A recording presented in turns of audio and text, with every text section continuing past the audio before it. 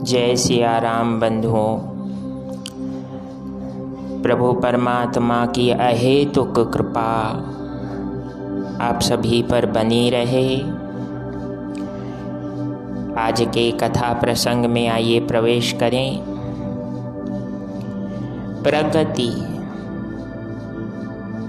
सुनने में तो एक शब्द है जिसे व्यक्ति प्रायः बार बार दोहराता रहता है और हर जीव का एक लक्ष्य रहता है।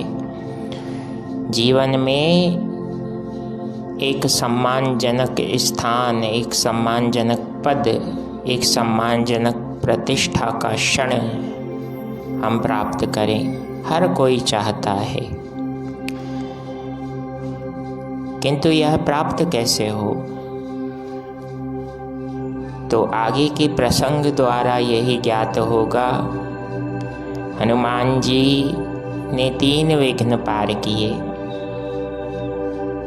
जीवन में ईश्वर की कृपा से और ईश्वर के आदेश से जो हर जीव को लक्ष्य प्राप्त करना है वह तभी प्राप्त होता है जब 3 विघ्नों को तो पार कर लिया जाए। कौन कौन से, उसका पूर्व में ही वर्णन किया जा चुका है, जिसके अनुसार अनावश्यक आराम से हम बचें, कोई हमारे बुद्धि बल की परीक्षा ले तो हम अपने समय को व्यर्थ करने से बचें। और तीसरा,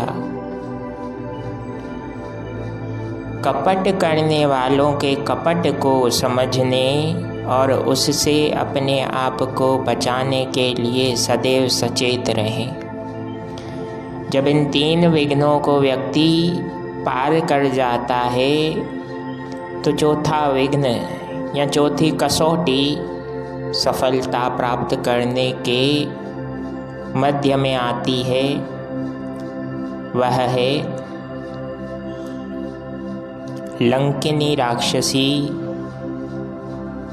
का हनुमान जी द्वारा सामना करना। हनुमान जी ने जैसे ही सिंहिका का उद्धार किया, समुद्र को लांघा, तो उन्होंने सबसे पहले लंका की भव्यता को देखा। जब हम भी विघ्न खड़े करने वाले जीवधारियों के कपट को जानकर उनसे बचते हुए आगे बढ़ते हैं तो हमें भी अपने लक्ष्यों, अपने सपनों के वैभवशाली स्वरूप का दर्शन होता है, जैसा हनुमान जी को लंका का हुआ। लेकिन पवन सुत सोचने लगे कि लंका अति सुरक्षित दुर्ग है, राक्षस सदैव इसका पहरा करते हैं, तो इसमें प्रवेश करना इतना आसान नहीं, लेकिन प्रवेश तो करना पड़ेगा। कैसे करें?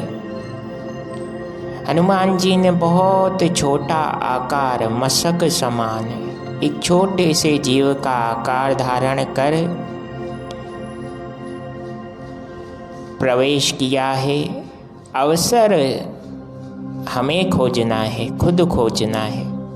आपको और कोई अवसर के बारे में नहीं बताएगा, आपको खुद के जीवन का अवसर खुद खोजना होगा।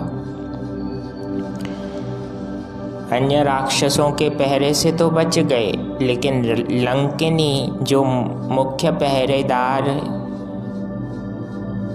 के रूप में कार्य करती है, उसने हनुमान जी को देख लिया और कहने लगी कि रे चोर रुक, ऐसे चोरी छिपे कहाँ जा रहा है? मेरे अनुमति के बिना लंका में कोई भी अनजान व्यक्ति प्रवेश नहीं कर सकता। तो जब आप लक्ष्य की ओर आगे बढ़ेंगे तब आप पर भी आक्षेप लगेंगे। हनुमान जी को चोर कहा। हनुमान जी पर आरोप लगा रही है लंकिनी। पवन सुत मन ही मन सोचने लगे कि जाकी रही भावना जैसी, प्रभु मूर्ति देखी तिन तैसी। जिसकी जैसी भावना होती है संसार भी उसे वैसा दिखता है। यथा दृष्टि तथा सृष्टि। अब लंकिनी की भावना यह है कि राक्षसों को देखती रहती है, दूसरों के अधिकारों का हनन करने वालों को देखती है, तो उसे पवन सुत में भी कमी दिखी, वही भाव दिखा। मुठिका एक महाकपि हनि, रुद्र बमत धरनी ढन मनि। अर्थात पवन सुत ने लंकिनी के कटाक्ष रूपी शब्दों का प्रत्युत्तर दिया। कैसे प्रत्युत्तर दिया? हनुमान जी ने सत्य का दर्शन करवाया है उसे। हमें भी जब लक्ष्य प्राप्ति के मार्ग में विघ्नों का सामना करना पड़े तो बंधुओं याद रखिए, अपने अंतःकरण में विराजे हुए उस अदम्य साहस स्वरूप ईश्वर को जागृत करना आवश्यक है। लंकिनी को पवन सुत ने सत्संग के माध्यम से, सच के माध्यम से बताया कि तुम जिस लंका की रक्षा कर रही हो उसका तो नाश होने वाला है, क्योंकि झूठ की आधारशिला कितनी ही मजबूत क्यों ना हो, उस आधारशिला का नष्ट होना सुनिश्चित है। तो आक्षेप कितने भी लगें, विघ्न कितने भी आए, तो विघ्न स्थायी नहीं है, आपके लक्ष्य स्थायी हैं।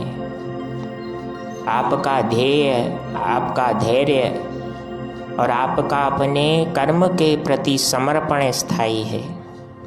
इसलिए आज की कथा का सार पवन सुत हनुमान जी के